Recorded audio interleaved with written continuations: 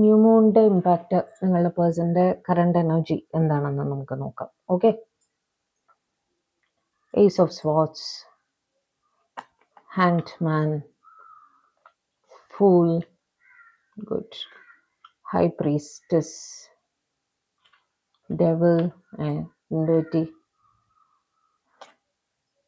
Page of cups, ace of cups, chariot,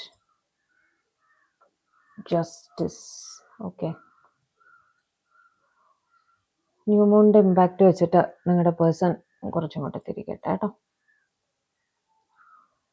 നിങ്ങളുടെ person ഒരു reality check കിട്ടിയിട്ടുണ്ട് എന്ന് വെച്ചാൽ അവരുടെ ഫീലിങ്സ് നിങ്ങൾക്കായിട്ട് എന്താണ് എന്ന് ഒരു വ്യക്തത അവർക്ക് അവരുടെ ഫീലിങ്സിനെ പറ്റിയിട്ട് കിട്ടിയതായിട്ട് കാണുന്നു.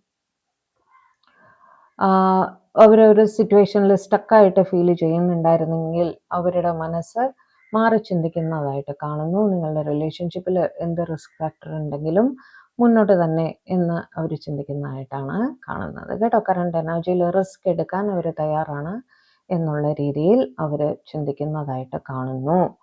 നിങ്ങളുടെ ഫീലിങ്സ് യഥാർത്ഥത്തിൽ എന്താണ് എന്ന് അവർക്ക് ഒരു ക്ലാരിറ്റി ഇതുവരെയും കിട്ടിയിട്ടില്ല. ഓക്കെ, അവർക്ക് ഇപ്പൊ ക്ലാരിറ്റി കിട്ടിയിരിക്കുന്നത് എന്തിനെ കുറിച്ചാണ്? അവരുടെ സ്വന്തം ഫീലിങ്സിനെ കുറിച്ചിട്ടാണ്. ഓക്കെ, നിങ്ങളുടെ ഫീലിങ്സ് എന്താണ് എന്നുള്ളത് അവർക്ക് ഇപ്പോഴും ഒരു മിസ്റ്ററിയാണ്. നിങ്ങളൊരു മിസ്റ്റീരിയസ് പേഴ്സൺ ആണ്.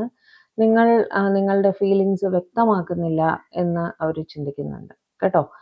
നിങ്ങളെ പ്രതി ഒരു മാഗ്നറ്റിക് പുൾ അവർ തീർച്ചയായും ഫീൽ ചെയ്യുന്നുണ്ട്. ഇവർ ഈ റിലേഷൻഷിപ്പിൽ നിന്നും മൂവ് ഓൺ ചെയ്ത് പോകാൻ പല പ്രാവശ്യം ശ്രമിച്ചിട്ടുണ്ടെങ്കിലും അവർക്ക് സാധിച്ചിട്ടില്ല. പോയതുപോലെ തിരിച്ച് വരാറാണ് പതിവ്. ഓക്കെ, നിങ്ങളിൽ നിന്നൊരു കോൾ, ഒരു മെസ്സേജ്, എന്തെങ്കിലും രീതിയിലുള്ള ഒരു കമ്മ്യൂണിക്കേഷൻ അവർ പ്രതീക്ഷിക്കുന്നു എന്നും കാണുന്നു കേട്ടോ.